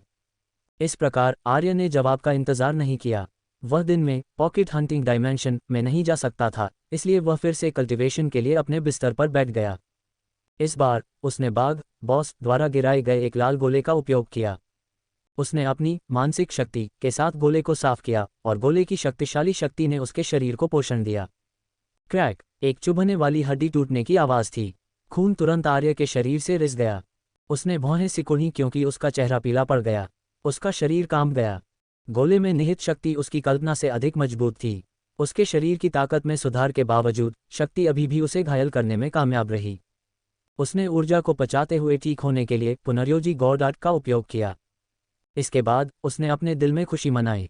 सौभाग्य से उसने पहले गॉड आर्ट गोले का उपयोग किया, अन्यथा वह निश्चित रूप से फट जाता। ये पॉकेट हंटिंग डायमेंशन नहीं था। अगर वह बाहर मर जाता तो उसकी मौत स्थायी होती। गनीमत है कि वह होशियार था। उसने ये भी मन बना लिया कि वह अज्ञात स्तर के गोले को पचाने से पहले हमेशा अपने शरीर को मजबूत करेगा। उस तरह मरना बहुत कठिन हो जाएगा, लेकिन फायदे स्पष्ट थे। लाल गोलों के अंदर की ऊर्जा बहुत शुद्ध थी। वे उन छोटे लाल गोलों से बहुत मजबूत थे। वह अपने स्पिरिट फोर्स कल्टीवेशन को पागलों की तरह बढ़ते हुए महसूस कर सकता था। उसका पहले से ही मजबूत शरीर और अधिक परिष्कृत हो गया, जिससे वह और मजबूत हो गया। Abstruse martial state level 7, abstruse martial state level 8, abstruse martial state level 9... core martial state level 2। जब आर्य ने अपनी आंखें फिर से खोलीं तो उसने अपने शरीर के हर कोने में शक्तिशाली स्पिरिट फोर्स को बहते हुए महसूस किया और दांत दिखाए। उसकी स्पिरिट फोर्स शक्ति अब कोर मार्शल स्टेट के स्तर 2 तक पहुंच गई थी। इतना मजबूत, ये लाल गोला बहुत मजबूत था। ये निचले स्तर के गोलों से बिल्कुल अलग स्तर पर था। आर्य की आंखें उत्साह से भरी थीं। उसके पास अभी भी 4 लाल गोले बचे थे। एक बार जब वह उन्हें खा लेता तो उसका स्पिरिट फोर्स कल्टीवेशन स्तर इतना पीछे नहीं होता। उसकी शक्ति एक बड़े स्तर तक बढ़ जाएगी। आर्य उठा और अपने शरीर पर जमे हुए खून को देखा। उसे अभी भी थोड़ा डर महसूस हुआ। अगर उसने पहले गलत कदम चुना होता तो अब ये बिल्कुल अलग होता। काला बाघ बॉस बहुत मजबूत था। लाल गोलों की ऊर्जा के आधार पर इसकी शक्ति कम से कम 4 से 500 अपचर या उससे भी अधिक थी। आर्य ने अपना सिर हिलाया और शौचालय में प्रवेश किया। उसने स्नान किया और फिर से अलीशा का खाना निकालने से पहले अपने शरीर से खून धोया। जैसे ही उसने खाया, उसे सुबह ईशानी और अलीशा को एक संदेश भेजना याद आया। उसने अपना फ़ोन फिर से निकाला। बीप, बेशक, उन्होंने जवाब दिया। आर्य ने जल्दी से ईशानी की चैट खोली। ईशानी, तो आप एकांत कल्टीवेशन में थे। उस मामले में क्या आप मजबूत हो गए भैया? बधाई हो। ईशानी, क्या गुड़िया नहीं टूटी है? ईशानी, फिर भी हम अदला बदली करेंगे।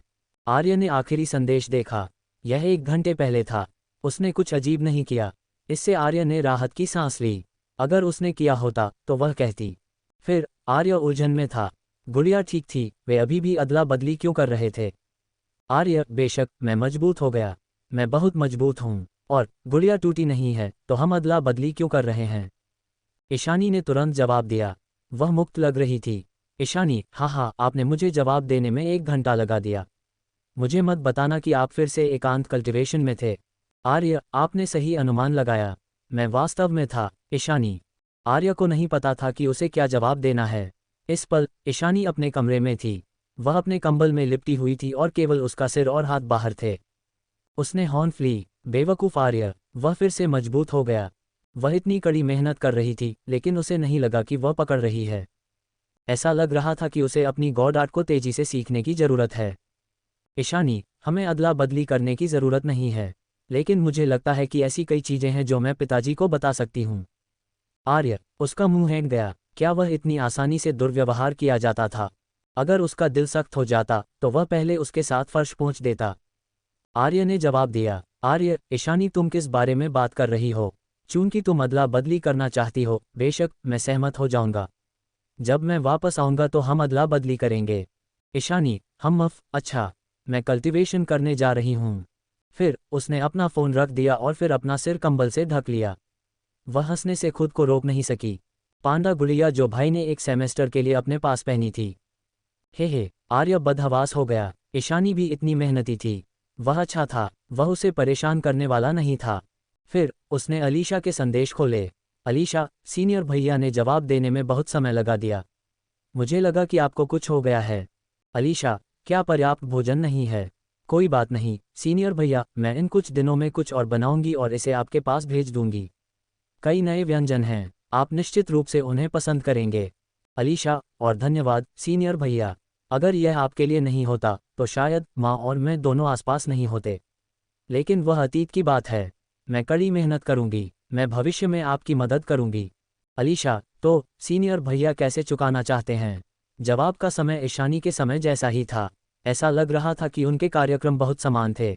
वह निशब्द था। एक ग्रुप चैट थी, लेकिन वे निजी संदेश भेजना चाहते थे। उसे एक एक करके जवाब देना पड़ा। बहुत थका देने वाला। लेकिन ये देखकर कि अलीशा उसे नया खाना भेजने वाली थी, आर्य की आंखें तुरंत चमक उठीं। उसने बहुत भावुक महसूस किया। अलीशा वास्तव में एक फरिश्ता थी। उसने ये भी पूछा कि वह कैसे चुकाना चाहता है। वह वास्तव में कुछ नहीं चाहता था। वह बस उस छोटी लड़की की मदद करना चाहता था जो रात के आसमान के नीचे उसके कंधे पर रो रही थी। आर्य, क्षमा करें, मैं पिछले कुछ दिनों से कल्टीवेशन कर रहा हूँ। मैं बस तब कल्टीवेशन में था। अलीशा, मैं अब बहुत मजबूत हूँ।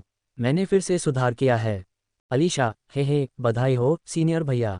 संघीय इतिहास में सबसे कम उम्र के प्रथम लेफ्टिनेंट। सीनियर भैया बहुत अद्भुत हैं। आर्य मुस्कुराया और टाइप करता रहा। आर्य, अगर अलीशा की गॉड आर्ट पूरी तरह से जागृत हो जाती है तो वह शक्तिशाली होगी। बेशक, मुझे नहीं लगता कि मैं तुमसे बुरा हूँगा। अलीशा ने अपने कमरे में आर्य का संदेश पढ़ा और शर्मा गई। वह मुस्कुराए और जवाब दिया, अलीशा, मैं सीनियर भैया का अनुसरण करूंगी। जाओ सीनियर भैया। वैसे सीनियर भैया, क्या मैं स्पिरिट भोजन को फेडरल यूनिवर्सिटी मेल करूं? आर्य, मैं 4 दिनों में वापस जा रहा हूं। तुम इसे सीधे स्कूल भेज सकती हो। अलीशा, ठीक है, आपको निश्चित रूप से नया खाना पसंद आएगा। आर्य, चूंकि तुम ऐसा कह रही हो, मैं बहुत आशान्वित हूं। आर्य अभी लार टपका रहा था। वह वास्तव में जानना चाहता था कि वह कौन सा खाना था। दोनों ने थोड़ी देर बातचीत की और अलीशा ने कहा कि वह भी कल्टीवेशन करने जा रही है। पॉकेट हंटिंग डायमेंशन में आर्य ने अपना फ़ोन रख दिया और एक बार फिर प्रवेश किया। उसका spirit force cultivation core martial state level 2 तक पहुंच गया था और उसने उस डिवाइन आर्ट को कल्टीवेट किया था। आर्य को लगा कि वह अब अजेय है। वह एक ऐसी जगह पर दिखाई दिया जो घास से ढकी हुई थी, जो 3 मीटर से अधिक ऊंची थी। जैसे ही वह उतरा, उसने सहज रूप से ची स्टील तकनीक का इस्तेमाल किया और अपनी मानसिक शक्ति के साथ परिवेश को ध्यान से स्कैन किया। जब उसे कोई शक्तिशाली बॉस नहीं मिला तो उसे राहत महसूस हुई। आर्य ने अपनी नई सीखी हुई डिवाइन आर्ट का परीक्षण करने का फैसला किया था। उसकी आंखें केंद्रित हुईं और उसके शरीर के चारों ओर एक काला धातु रंग दिखाई दिया। फिर एक रून चमका और एक पारभासी काली क्रिस्टल झिल्ली उसके शरीर के चारों ओर बन गई। आर्य ने अपनी हथेली बढ़ाई और क्रिस्टल झिल्ली को देखा। वह चौंक गया। उसने इसे पहले देखा था। इसका उपयोग उस दिन उस काले बाघ बॉस द्वारा किया गया था। तो काले बाघ बॉस को डिवाइन आर्ट पता थी। आर्य ने खुशी मनाई। गनीमत थी कि बॉस बेहद कमजोर था, अन्यथा वह केवल घूर सकता था यदि बॉस इस डिवाइन आर्ट का उपयोग करता। उसने अपनी मुट्ठियां भींच लीं और अपनी उंगलियों को आपस में लपेट लिया। तदनुसार क्रिस्टल झिल्ली विलीन हो गई।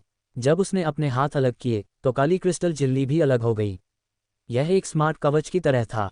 आर्य ने अपनी ठुड्डी को छुआ। वह इस काली क्रिस्टल झिल्ली के बचाव का परीक्षण करने की योजना बना रहा था। आर्य की आंखों में एक हरी रोशनी चमकी और उसके हाथ पर एक जीवंत हरा विंड ब्लेड दिखाई दिया। यह एक तेज ची उत्सर्जित कर रहा था।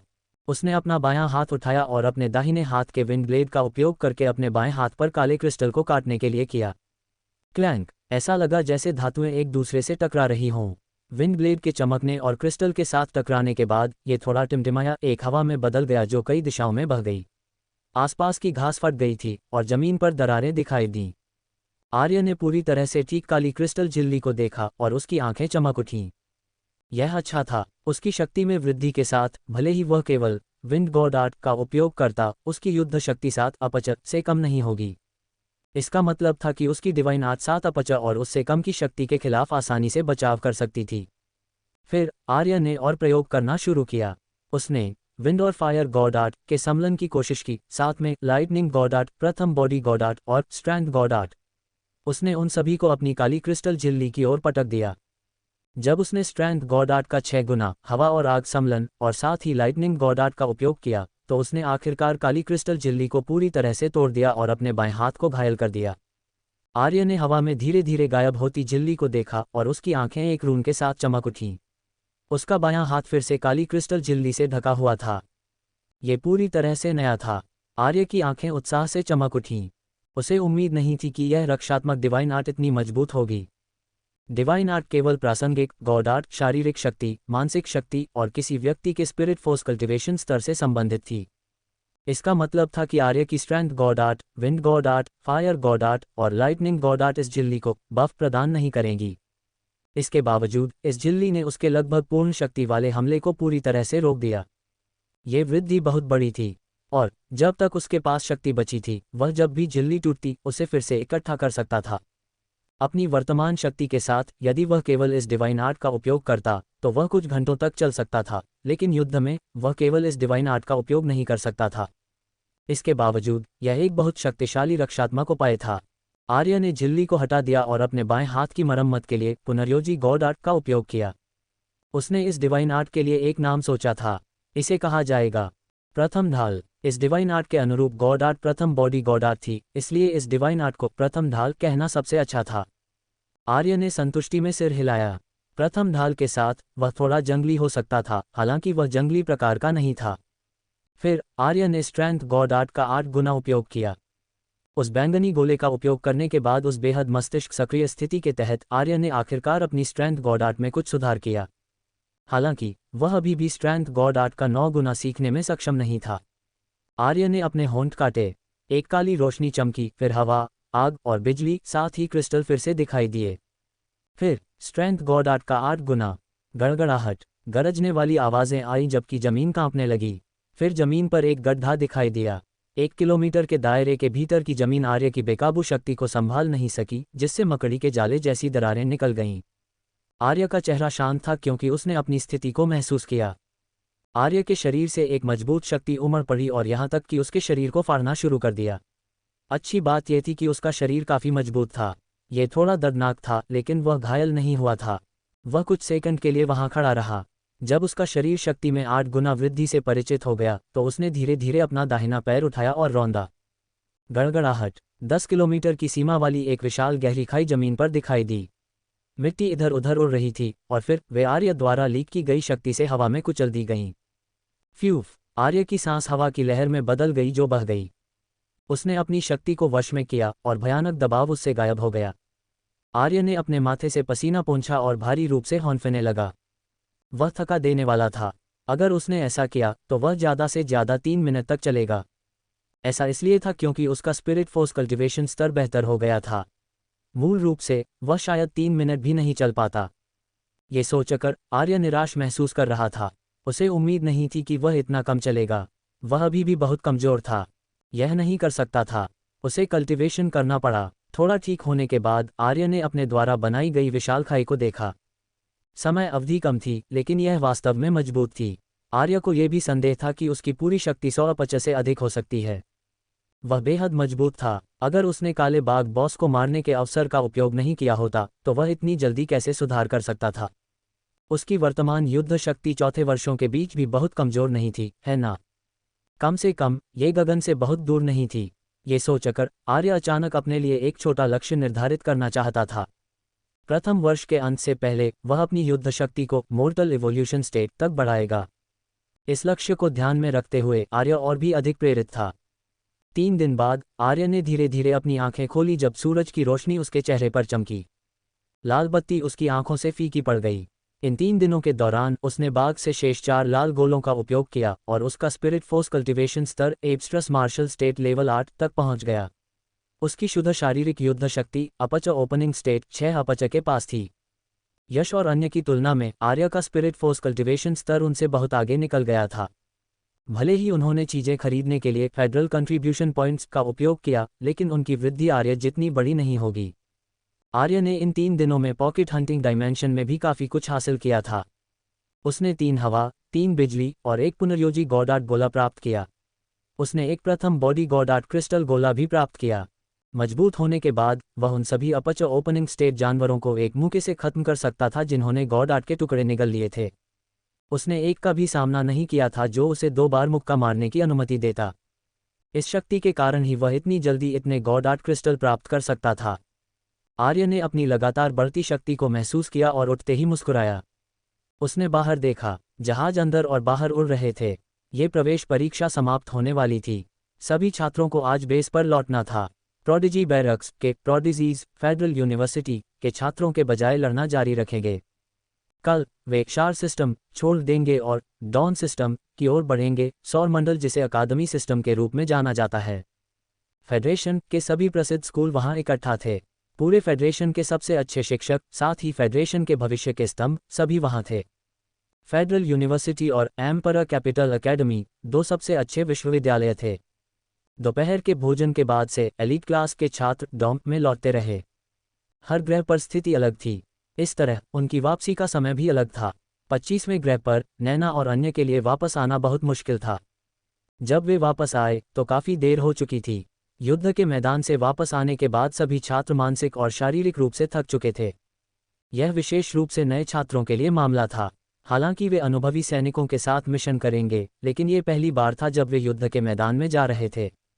बेस पर लौटने के बाद एक बार जब उनका दिमाग शांत हो गया तो वे सभी थकावट को महसूस कर सकते थे। सभी छात्र दूसरों के साथ संवाद करने का समय भी नहीं होने के कारण आराम करने के लिए अपने डॉम में लौट आए। यहाँ तक कि 25वें ग्रह के सीनियर स्कूलमेट्स भी सीधे अपने बिस्तर पर चले गए। केवल नैना और लोहान को आराम करने के लिए वापस जाने से पहले रिपोर्ट करने की आवश्यकता थी। दूसरी सुबह के दौरान आर्य अपने बिस्तर पर बैठा और अपनी आंखें खोलीं। उसने कल पूरे दिन का उपयोग करते हुए सभी गॉड-आर्ट गोलों को निगल लिया था। अब तक उसने जो कुछ भी काटा था वह अंततः खा लिया गया था। अब आर्य को यह भी नहीं पता था कि उसकी युद्ध शक्ति किस स्तर पर थी, लेकिन उसका अनुमान था कि उसकी पूरी शक्ति कम से कम 100 अपच से कम नहीं होगी। वह उठा और खिड़की से बाहर देखते हुए तना। सभी छात्र कल लौट आए थे। आर्य बाहर नहीं गया। हर कोई कल्टीवेशन के लिए अंदर रहा।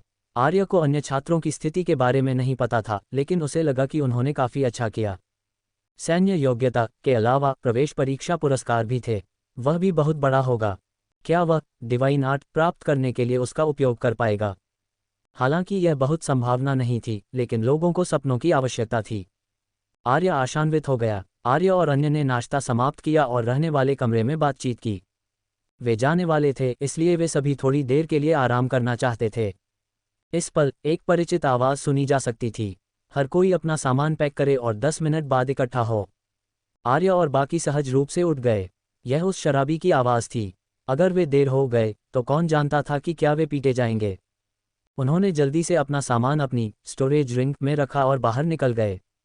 अन्य डॉम से भी छात्र आए। आर्य ने सब पर एक नज़र डाली।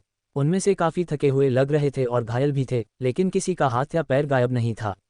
भले ही उनके पास होता, वे ठीक हो जाते। आर्य को बाहर आते देख वे छात्र शांत हो गए। हर कोई आर्य को अजीब नज़र देने से नहीं रोक सका।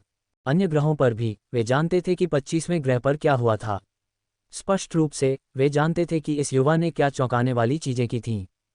एक 18 वर्षीय प्रथम लेफ्टिनेंट, वह अभी भी एक नया छात्र था। सभी पुराने छात्रों में जटिल भावनाएं थीं। यहाँ तक कि वे सीनियर स्कूलमेट्स जिन्हें आर्य ने अभ्यास में पढ़ाया था, अविश्वास में थे। नए छात्रों को लगा कि इस आदमी के पास गुप्त शिक्षक थे। अन्यथा अंतर इतना बड़ा क्यों था? आर्य ने अपना सिर खुजलाया। वह वास्तव में बहुत हैंडसम था। अगर सुंदर लड़कियां होतीं तो वे उसे देख सकती थीं, लेकिन लड़के भी उसे क्यों देख रहे थे? इस पल लोहान और नैना अपनी सैन्य वर्दी में यार्ड के एक तरफ खड़े थे। सबको आते देख नैना ने कहा, 1 महीने की प्रवेश परीक्षा यहाँ समाप्त होती है। अब हम अंतरिक्ष स्टेशन जाएंगे और शार सिस्टम छोड़ देंगे और फेडरल यूनिवर्सिटी की ओर बढ़ेंगे। नए छात्रों ने आसानी से सांस ली और मुस्कुराए। वे आखिरकार अपने सपनों की फेडरल यूनिवर्सिटी में जा सकते थे। पुराने छात्रों ने नए छात्रों को चुपचाप देखा और एक अजीब नज़र दिखाए। नैना ने फिर सबको होवरकार में ले लिया और अंतरिक्ष स्टेशन की ओर बढ़ी। जहां तक लोहान की बात है, उसने कभी एक शब्द भी नहीं बोला।